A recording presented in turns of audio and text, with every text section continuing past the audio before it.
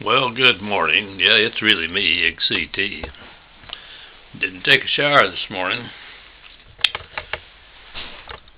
Here a while back, I damaged my left foot, particularly the toenail on the big toe. It's not an injury new to me because back in my softball playing days, played on those fields that weren't well maintained, and home base would have a corner sticking up and you slide into it. Twice in those ball playing days I took a toenail off, and the first time I think I told somewhere else that a coach from another team came over and said, "Hey coach, you know what to do about that?" "No." "Soak your foot in Epsom salts water, get some athletic tape and tape that toenail down, and leave it for at least 6 weeks.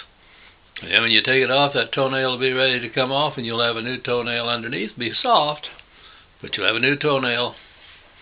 Just go a little easy for a few days or weeks, and everything will be back to normal." Well, injured a toenail here a couple, maybe 3 weeks ago now. Followed that procedure. Maybe didn't soak it often enough. Ooh, that is one ugly looking toe right now, so I'm a little worried. No shower this morning. Get that Epsom salt out and get to soaking it a little bit later today. I want to go back to living in the Cherokee Terraces. It was very interesting. It's right off of one of the main streets in Enid. Just across the corner, within a block, I think, maybe a little less than a block from our apartment, a Safeway store on the corner. That's real convenient. And get a corner down the other way, kind of at the end of the block, maybe the second block, don't know. In the Cherokee Terraces were several waves of these two-story buildings. But across the way there, Uncle Marion, my mom's younger brother, and his wife and 2 daughters, Carol and Mary, lived. And, we visited back and forth quite a bit with them. Uncle Marion's the gentleman that had given me the guitar. He was a musician. And I think at this time in his life, he was still the church music director for one of the big churches. I don't think he was playing on the radio anymore. And I don't remember what his other job was. And somewhere there in the terraces, one of my mom's brothers, Uncle Fred, lived. He kind of got on our bad list. I won't go into that just to why. So we didn't see a lot of him or his family. Well, anyway, the basketball season was, half over when I got there. I started playing the second semester. All of a sudden, it's no longer basketball. It's time to go out, get ready for the baseball season.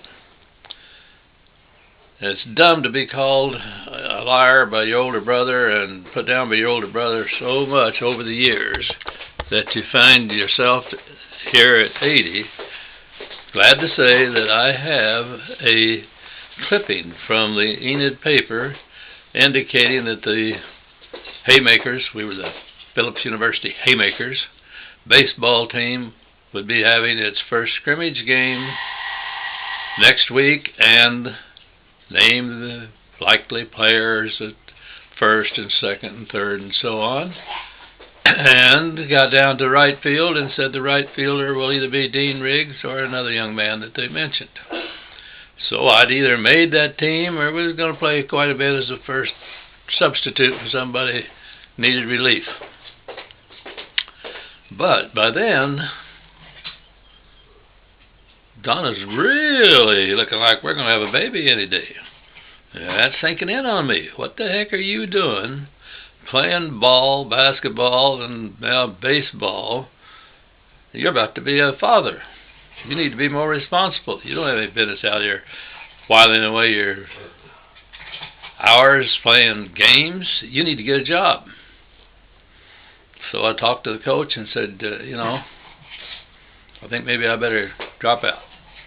Well, he said, it's up to you. I can't tell you what to do. Never once did I realize that in doing so I wasn't really going to better my situation. But I dropped out and watched the want ads and got a job as a hospital custodian, night work. I've done a lot of things over the years, and I believe that's the most distasteful job that I ever had in my life. Well, a month or two later, I think in the meantime, Roy was born. But a month or two later, I was advised we could no longer live in the Cherokee Terraces because I had an income.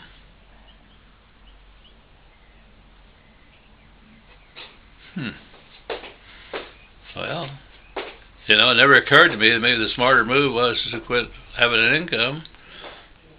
When we moved to what I always referred to, and I think Donna agrees with me, as the chicken coops. We moved to the little buildings that had been brought in off some army base, right east of Adams School, right across the street from the campus of Phillips University, and not near as nice, not near as much room, but adequate. We could get along okay. But looking back, how unsophisticated to not see there were other options rather than the options that I chose, or we chose. And I suppose that's the story of our lives, is that sometimes we don't have a broad enough view to know, how things are interrelated.